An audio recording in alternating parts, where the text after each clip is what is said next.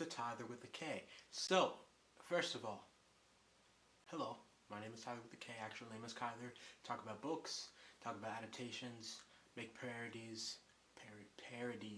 talk about Degrassi. Nice to meet you.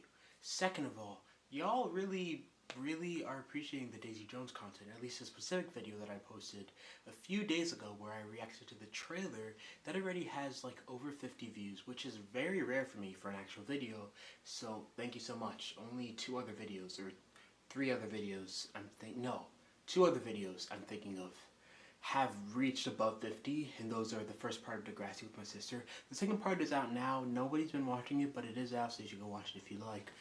As well as my Degrassi book recommendations. But yeah, the trailer reaction is doing pretty well for me, at least. If you've been watching, be sure to like and subscribe if you like the video. But yeah, this is the video where I react to the second episode of Daisy Jones and the Six. I'm so excited, trying to make this intro as short as possible, because I just want to watch it. Things I'm looking forward to in this episode, I guess more Karen. I like Karen in the book. The first episode I feel like was kind of short. It was really more setting up things and like getting into the actual things. So I guess just excited for the story to continue, for it to keep staying true to the actual book. More music. We've only had one musical performance so far, and yeah, what is the word? I guess the possibilities aren't endless, because there is a book. But oh, I also wanted to mention, I watched the theme song, I don't know, I guess not theme song, like,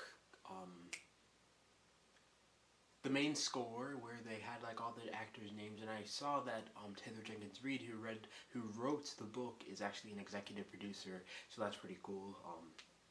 Yeah, let's just watch the second episode.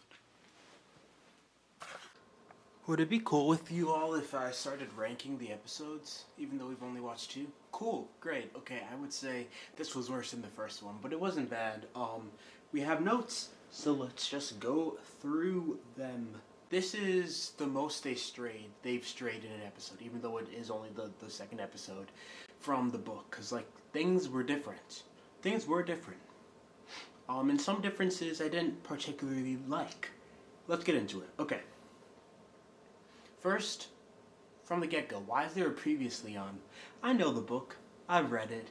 I know the show. I've watched it, at least the first episode, and I feel like this wouldn't be a show where it'd be previously on. I kind of like the idea about it, just us being aware that there's an interview part, but us not being aware that it's like an actual TV show, you know?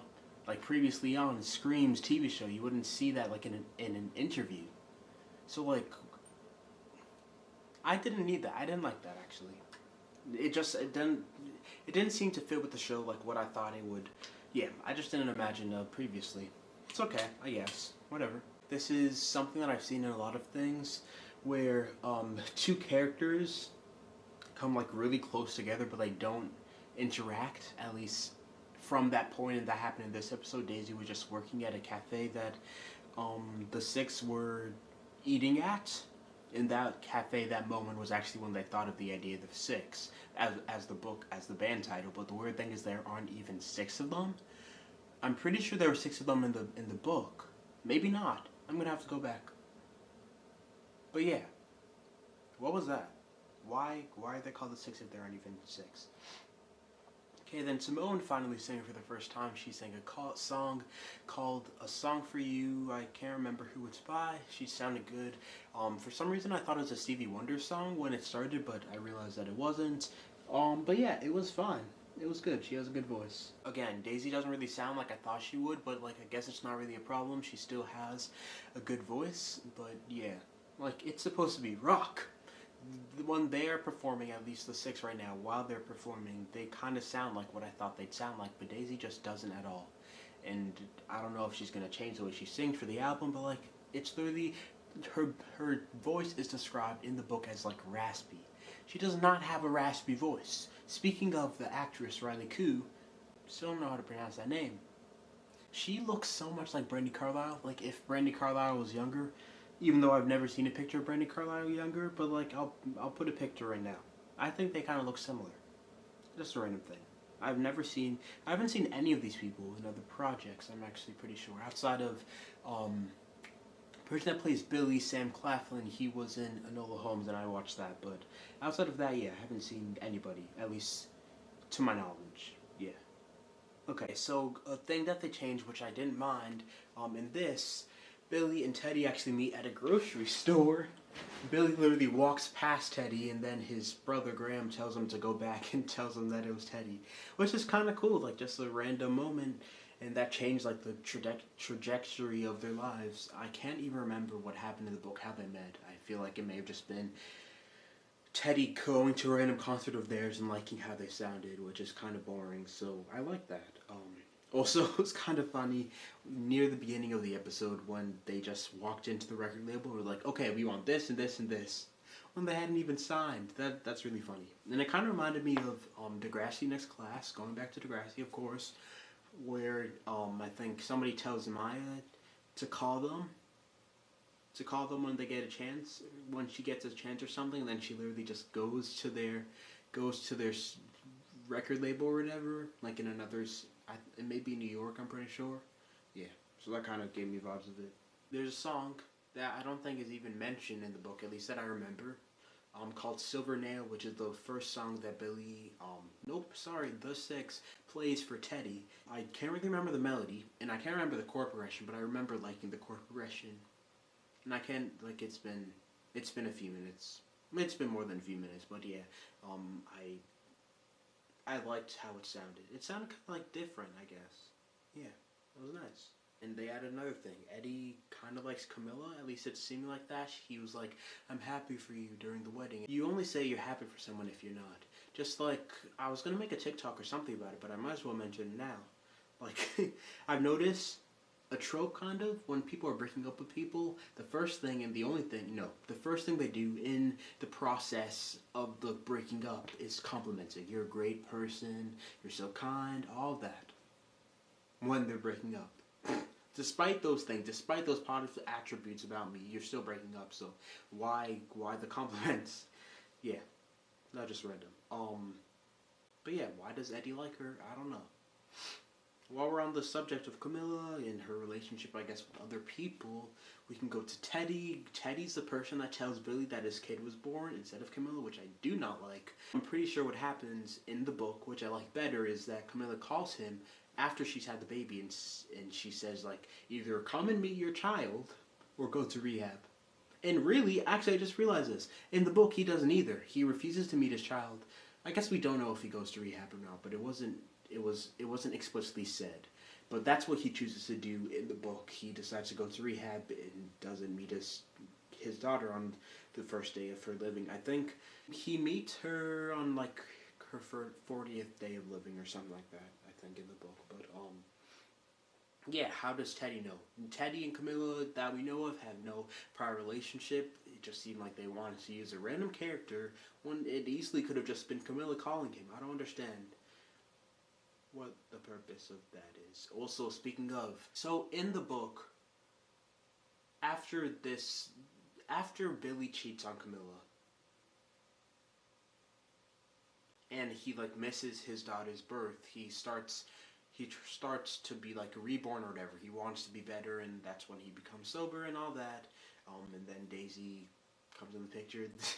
Anyway, but I'm interested about like the episodes going after this one to see how he changes, like his actions. But honestly, I feel like a lot of the book was when he was like living the rock star life or whatever, like drinking and taking drugs and all that, like before his daughter was born. So I feel like that was rushed, especially since we saw him cheat this specific episode, and now his daughter is born. It's just like really quick. It's literally the second episode.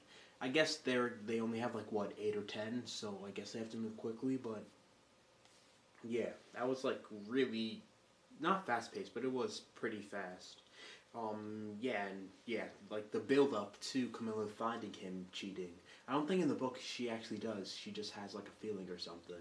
But it was just like a scene where she called the band and Karen was like, I gotta go, and then she goes and visits them. So like it's really there's no sense of intrigue. Right before that, everybody's like, I don't remember what happened on that tour. It was so long ago. But they all have like forlorn expressions or whatever, and then Camilla's the only person that says, I remember. But yeah, like, especially when you set it up like that, I'd expect it to be a longer flashback. But what's interesting is that, or like, passage of time, or like a explanation between like what actually happened on tour. But like, it happened so quickly, and what's interesting is we only see like Camilla's perspective, although it's like really short,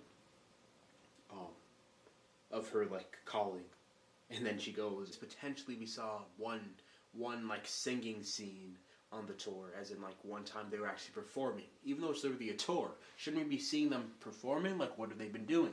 We don't know. It's never shown. Yeah. Isn't the phrase "show don't tell"? They just told us. Well, they show. Okay. It's fine. It's fine. It's fine. Directing wise, nothing too special. Yeah. I'm kind of interested in cool directing. I'm like a budding director myself ish.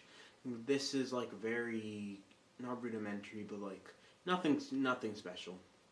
It doesn't like stick out or anything. Billy is a star in this episode. I feel like Billy is very the same as Billy in the book, and Eddie kind of went on the back burner. Still burner. I mean, Eddie didn't even have that much of a role. I just liked him because he had like 2 lines, and it really permeated. The actor permeated well how he felt about Billy.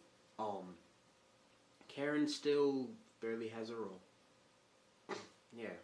Okay. Can we like make that a little more central going forward, if you wouldn't mind? Going back, I guess, to like how Teddy knows Camilla. Not really that, but like when Teddy tells Billy that his child has been born, I guess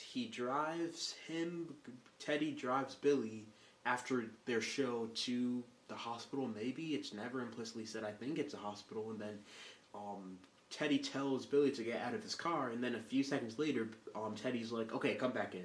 Like, that was really, I don't like that. Just writing-wise, what was the point of that? And it wasn't, it was never, we never knew where he was going in the first place. So, like, it's just,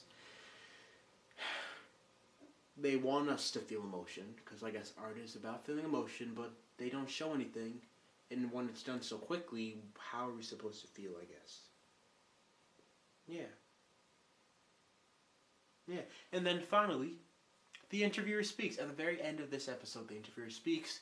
The real ones know who the interviewer is. I mean, we're already doing spoilers. The interviewer is... Don't watch this. You shouldn't even be watching this video if you haven't read the book.